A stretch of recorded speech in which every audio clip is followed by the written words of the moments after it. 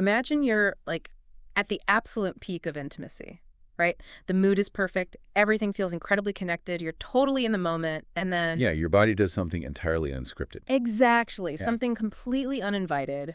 We're talking about an involuntary urine leak, which is just, I mean, it's the ultimate mood killer. Oh, absolutely. It's Yeah. incredibly isolating for the people who experience it. It is. And the craziest part is if you dive into the medical data, up to, I think it was 66% of women dealing with urinary incontinence experience this exact phenomenon. Right, up to 66%, which is a massive number. But nobody talks about it. Like, The nobody. silence around this is just staggering, honestly. People assume it is just them, you know, or that it's just this inevitable consequence of aging or having had kids. Right.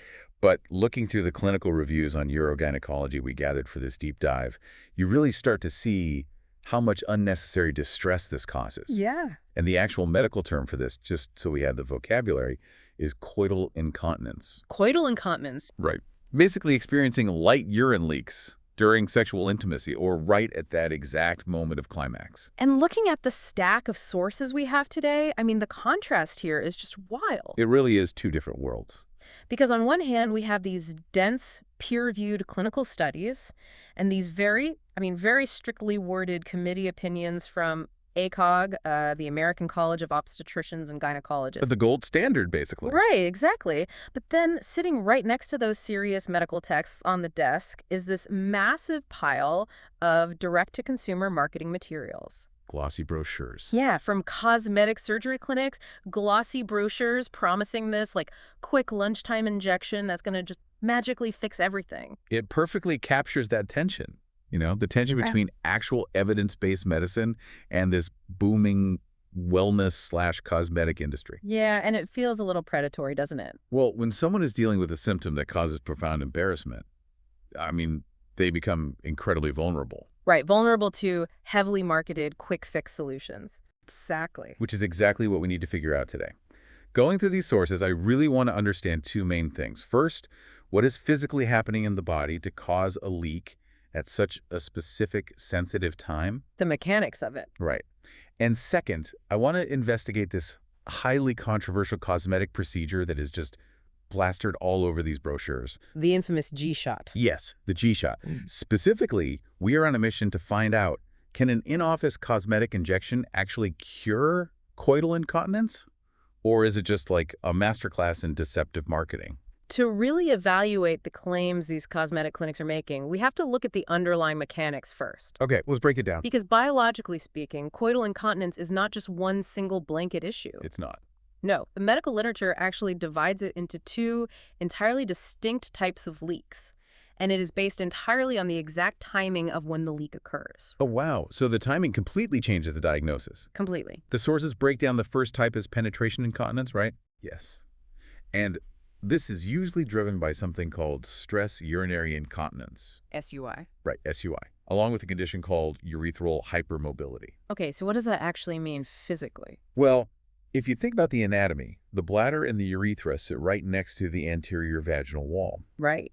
So during penetration, there is a lot of physical movement and direct physical pressure against that wall. Makes sense. If the pelvic floor muscles, which are supposed to act like this tight, supportive hammock, are weakened, they just cannot absorb that pressure. Ah, I see. So the hammock is sagging. Exactly. So the urethra gets physically jostled or pushed open by the pressure, and a leak happens. So that is a mechanical structural failure of the support system. Yes, it's a structural issue. But the second type orgasm incontinence is fundamentally different. Because that's not about the hammock. No. This is typically caused by detrusor overactivity, or DO. DO. Okay, and the detrusor is the bladder muscle, right? Right, the detrusor is the primary muscle of the bladder wall itself. So think about what happens during a climax. Your entire pelvic floor experiences a series of intense, rhythmic, completely involuntary contractions. Right. A lot of intense muscle activity. So for someone with detrusor overactivity, those massive neurological signals and those intense muscular contractions basically trigger the bladder muscle. Yeah. It involuntarily spasms right alongside them. Okay, I actually found a way to visualize this while I was reading through the clinical breakdown. Oh, let's hear it. Imagine the bladder during an orgasm is like a water balloon, and it's being aggressively squeezed by all the surrounding muscles spasming. That's a great visual.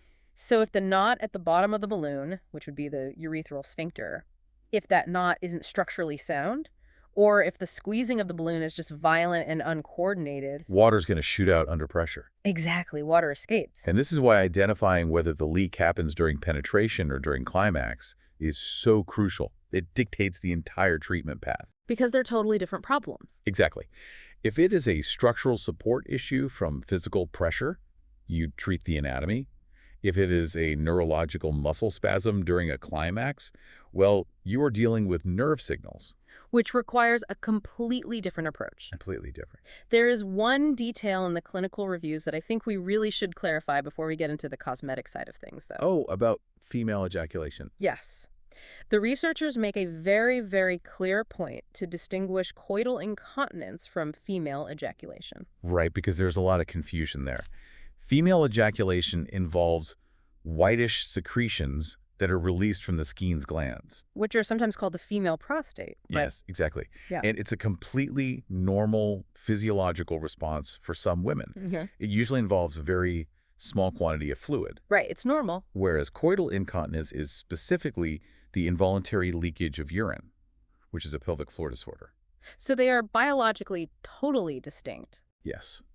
And the latter, the urine leakage, is what actually drives patients to seek treatment out of distress. Okay, so because the anterior vaginal wall is basically the epicenter of all this physical and neurological activity we just talked about, cosmetic clinics have seen a major business opportunity. A massive opportunity. They are pitching this two birds, one stone procedure to women who are just desperate for a fix.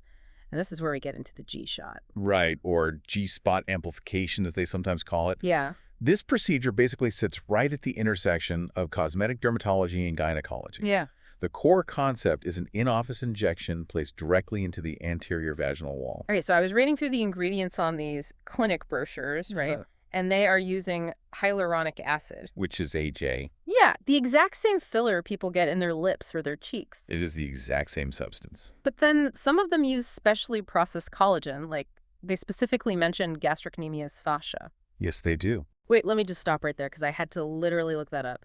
Gastrocnemius fascia. Are they actually injecting processed tissue from a calf muscle into the vaginal wall? They are. What? Yeah, it is a type of allograft. The tissue is highly processed, it's sterilized, and it's basically turned into a biological filler. That is wild. Well, the intended cosmetic effect of injecting these materials, whether it's HA or the calf tissue, is to temporarily plump the tissue of the G-spot. Okay, plump it up how much? The clinics aim to expand it to about the size of a quarter in width. A quarter. Wow. Right, and they project it outward. This usually lasts for about 3 to 6 months. So the theoretical goal on the cosmetic side is just to make it much easier to stimulate during intercourse. Yeah. By physically pushing it forward. Exactly, that's the primary cosmetic pitch. But, and this is where I get really frustrated, the marketing brochures do not stop at enhanced pleasure. No, they don't. They make this massive leap that feels, honestly, incredibly deceptive. They heavily suggest that because the G-shot plumps up the tissue right near the urethra, it acts as a cure for mild urinary incontinence and climax leaks. Right, they bridge the gap between cosmetic and medical. And they try to legitimize this by pointing to an actual real medical procedure from like the 1940s. The bulking agents. Yes. The sources note that doctors have historically used collagen injections as bulking agents for elderly women dealing with a really severe condition, intrinsic sphincter deficiency. Right. Intrinsic sphincter deficiency, or ISD, is a devastating condition. It's where the internal sphincter simply remains open. So it just leaks continuously. Yes, continuous urine leakage.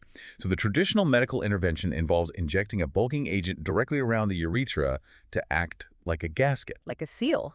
Exactly. Physically narrowing the gap so the weakened sphincter can actually seal shut. Okay, so let me get this straight. Cosmetic clinics are essentially taking a heavy-duty medical treatment meant for severe continuous incontinence in elderly women. Right. They're slapping a catchy, sexy name on it and selling it as a quick lunchtime fix for a younger woman who's just hoping to stop a light leak during an orgasm. That is the exact narrative they are selling. Oh. But if you look at the underlying biology we just discussed, the logic completely falls apart. It makes no sense. Right. Let's assume for a moment that injecting hyaluronic acid into the G-spot does add enough physical bulk to somehow magically support the urethra, against the physical pressure of penetration. Okay, giving them the benefit of the doubt. Even then, that only theoretically addresses stress incontinence. Sure. It completely ignores the biological reality of an orgasm leak. Because, and going back to what we said earlier, if the leak during an orgasm is caused by a nerve spasm, right, the detrusor overactivity, Yes, then plumping up the tissue with calf muscle or lip filler does absolutely nothing to stop the bladder nerves from misfiring. nothing at all. It's like trying to fix a software glitch on your phone by snapping on a thicker plastic case. That's a great way to put it. You know, you are artificially altering the hardware, but the glitch is in the code. The muscle is still going to spasm no matter how thick the case is. Exactly. That highlights the fundamental flaw in the marketing. You cannot treat a neurological spasm with a cosmetic bulking agent. It is just addressing the wrong mechanism entirely. So if the underlying science is this shaky, what does the actual medical establishment say about these cosmetic clinics? Oh, they have very strong opinions. Because our stack of sources includes a major document from ACOG, their committee opinion number 795, Yes. and they do not hold back at all. ACOG's stance is definitive. They state unequivocally that procedures like G-spot amplification are not medically indicated. Right. They are unsupported by high-quality data, and they pose substantial, often unacknowledged risks to the patient. The complications listed are severe. We are talking about urinary retention, where you suddenly just can't pee at all. Which is a medical emergency. Severe urinary tract infections, permanent scarring that can actually alter sensation in a negative way. Yes, scarring is a major concern. And in rare cases, fistulas. Which, if you are listening to this right now and even passively considering one of these shots, you need to hear this part loud and clear. Absolutely. A fistula is an abnormal connection, a literal hole that forms between your vagina and your urinary tract. It's essentially a pathway that shouldn't be there. That is the level of risk involved in getting a cosmetic filler injected blindly into this area. A literal hole. And a fistula is a catastrophic complication. It requires complex reconstructive surgery to repair. It's not just a quick fix if it goes wrong. Not at all. Yeah. And how this procedure even exists in the market basically comes down to a regulatory gray area. Right, the FDA stuff. Exactly. The FDA has approved substances like hyaluronic acid for soft tissue augmentation, but specifically for facial wrinkles, cheeks, and lips. Right, the face. They have explicitly not approved these fillers for vaginal use. So how is it legal for a clinic to advertise and inject this stuff if the FDA hasn't actually approved it for that specific body part? It exploits the off-label use loophole in medicine. The loophole. Right. Once the FDA approves a drug or a device for one specific use, a licensed physician can legally prescribe or administer it for a different, unapproved use if they believe it is medically appropriate. Oh, wow. So cosmetic clinics take advantage of this leeway. They are taking a product tested for facial skin and injecting it into highly sensitive, complex vaginal tissue. And ACOG goes beyond just warning about those physical dangers, which are bad enough. They actually call out the psychological manipulation here. Yes, they do. They strongly caution against deceptive marketing that pathologizes normal anatomical variations. Which is something the cosmetic industry has a very long history of doing, defining a very narrow, restrictive window of what constitutes normal or aesthetically pleasing. Right, the ideal standard. And if a woman's body falls outside that arbitrary window, well, the marketing is designed to make her feel as though she has a medical defect that requires a surgical fix. And the clinical measurements in the sources really drive that point home. One of the studies we looked at actually measured what normal female anatomy looks like across a really wide population. The labia study. Yes, they found that labia minor length naturally vary anywhere from a few millimeters all the way up to 100 millimeters. 100 millimeters. Right. It is a massive spectrum of completely normal, healthy human biology. Absolutely normal. Yet you look at these cosmetic clinic websites, and they routinely classify anything over like 30 or 40 millimeters as hypertrophic or abnormal. Labeling it a condition. Exactly, steering women toward expensive corrective surgeries. They're essentially manufacturing a disease to sell the cure. Yes. And this psychological manipulation applies directly to the marketing of the G-shot. How so? Well, experiencing a slight urine leak during intimacy or maybe having a harder time achieving a specific type of climax, that does not mean a woman's anatomy is defective. Right. It certainly does not mean her tissue needs to be forcefully plumped up with off-label lip filler. But the brochures are incredibly persuasive. I mean, one of the clinic websites prominently cites this pilot study, claiming that 87% of women who received the G-shot reported enhanced sexual gratification and improvement in symptoms. 87%. Yeah. If you are someone suffering in silence, feeling insecure about your body, an 87% success rate sounds like a literal miracle. It does, but you have to look closely at the methodology of those so-called studies. Right, the fine print. They almost universally lack control groups, which means there is absolutely no way to measure the profound impact of the placebo effect. Which is huge in sexual medicine, right? Massive. Yeah. And they rely on these poorly constructed, non-validated questionnaires that basically lead the patient to the desired answer. Ah, leading questions. Exactly. And crucially, these pilot studies are typically funded and pushed by the very practitioners who have a direct financial interest in selling the procedure. Of course they are. It makes you question the entire motive. Are these clinics actually treating a physical medical issue, or are they just weaponizing the deep insecurities women have about their bodies and their performance in the bedroom? It's a very valid question. Because knowledge really is power here. Just because a slick website lists decreased incontinence as a bullet point benefit for a cosmetic filler, that does not make it a scientifically proven cure. Not at all. You are paying thousands of dollars for a highly marketed, off-label cosmetic enhancement, not an evidence-based medical treatment. Which is exactly why we need to focus on what actually works. Yes, let's pivot to that. Because if someone is dealing with coital incontinence, there are highly effective, proven treatments available. Yeah, And they do not involve off-label cosmetic injections. good. So the treatment path goes right back to the two mechanical causes we discussed earlier. Correct. Let's break those down. Right. What is the evidence-based solution for penetration leaks? So, the structural issue caused by stress urinary incontinence. The absolute gold standard for structural support is pelvic floor muscle training, or PFMT. Okay, most people hear that and immediately think of Kegels, like just doing a few squeezes at red lights. Right, the classic advice. But Kegels are just one component. True pelvic floor training is much more comprehensive. Okay. And in many cases, a patient's muscles are actually too weak to even contract properly on their own. Oh, so they couldn't do a Kegel even if they tried. Exactly. So in those situations, urogynecologists and specialized physical therapists use something called neuromuscular electrical stimulation, or NMES. NMES. Wait, how does that actually work physically? Are they, like, shocking the muscles? It sounds scary, but no, not a shock. It uses very gentle, targeted electrical impulses to physically force the muscles to contract. Oh, I see. It essentially bypasses the weakened brain-muscle connection and just does the work for you, retraining the muscle fibers over time to rebuild their strength and tone. That's amazing. It is. And once those muscles are strong again, they act like a rigid backboard, fully supporting the urethra and the bladder neck against the physical pressure of penetration. Okay, so a structured pelvic floor training program is essentially like pouring a solid steel-reinforced concrete foundation for a house. It's a perfect analogy. Like, it takes time and effort to build, obviously, but once it is there, it structurally supports the entire system under pressure. Right. And the G-shot, by comparison, is like taking a tube of caulk, quickly patching a surface crack in the drywall, and just hoping the whole house doesn't shift. Exactly. One is a permanent structural fix. The other is just a superficial patch that completely ignores the foundation. Okay, so that covers the structural side. Moving to the second type orgasm leaks caused by detrusor overactivity. Right.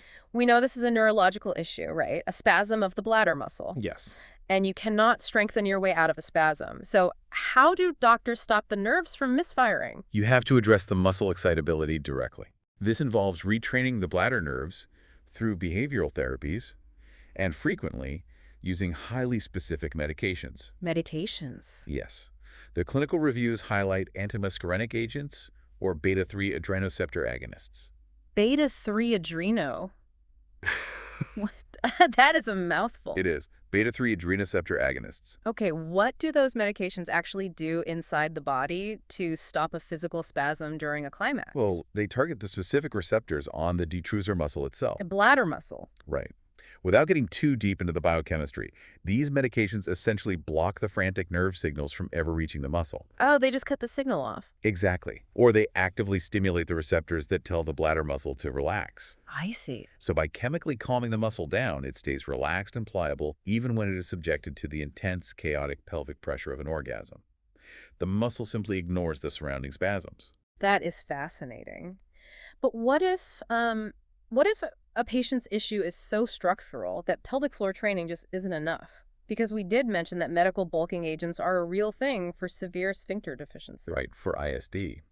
Medical bulking agents are highly effective for the right diagnosis, Hmm. but the actual medical procedure looks absolutely nothing like a cosmetic G-shot. Okay, how is it different? If a board-certified urogynecologist determines that a patient has severe intrinsic sphincter deficiency, they perform urethral bulking agent injections. Right. But they do not just inject it blindly into the vaginal wall while the patient sits in a cosmetic chair. Because they need precision to make that gasket seal work, right? Exactly. Yeah. They use a cystoscope. Which is what? That's a tiny flexible tube with a lighted camera on the end. They insert the camera directly into the urethra, which allows them to actually look at the internal sphincter in real time on a monitor. Oh, so they can see exactly what they're doing. Right. They then inject the specialized medical bulking agent directly into the precise layers of the urethral wall. And they literally watch the tissue expand until the sphincter seals perfectly tight. Wow. So they are looking directly at the mechanical seal, not just plimping a generalized erogenous zone and hoping it accidentally pushes against the right spot. Precisely. The level of precision is completely different. Which really underscores why understanding the why and the how behind your symptoms is the most important step you can take. It really is. Experiencing a leak during intimacy can cause a profound amount of anxiety and shame. I mean, it's totally understandable, but there is absolutely no reason to hide it and definitely no reason to turn to unproven cosmetic fixes. Exactly. Board-certified urogynecologists deal with the exact timing details, whether it happens during penetration or climax, every single day. It's their job. Right. They're not going to upsell you on a cosmetic package. They're going to provide targeted, safe, and scientifically proven therapies. And the clinical reality is that coital incontinence is a deeply underreported medical issue driven by specific structural weaknesses or nerve spasms. Yes. While the G-shot might offer a temporary, localized plumping effect that some individuals find anecdotally pleasurable, the medical consensus is clear. Very clear. Huh. Strongly backed by ACOG, procedures like G-spot amplification are not medically proven, they're not safe, and they are absolutely not an effective cure for coital incontinence. We really have to separate the cosmetic hype from the biological reality here. Your body's quirks, the way it responds under pressure, the natural variations in your anatomy, these are entirely normal. Completely normal. Seeking help from a specialized medical professional, rather than a cosmetic clinic looking to monetize an off-label filler, is always the best path forward for your health. It is always about trusting evidence over advertising. Absolutely. And that brings us to a final thought I want to leave you with today. Let's hear it. As medical technology continues to advance, we're watching the wellness industry increasingly merge with the cosmetic surgery industry in real time. Oh, definitely. We are seeing these highly proprietary, trademarked procedures being marketed aggressively as the ultimate tools for sexual empowerment and liberation. The marketing is everywhere. But looking at the science, we really have to ask ourselves, are these new procedures genuinely empowering women? Or is the cosmetic industry just inventing a brand new set of physical insecurities so they can monetize the cure? It's a sobering thought. It really makes you rethink that flawless cinematic romance we expect in the bedroom, you know? Maybe physical perfection isn't the goal. Maybe understanding and accepting our actual beautifully flawed biology is. That is a very compelling question to walk away with, and definitely something everyone should consider before booking a consultation. Thanks for joining us on this deep dive. We'll catch you on the next one.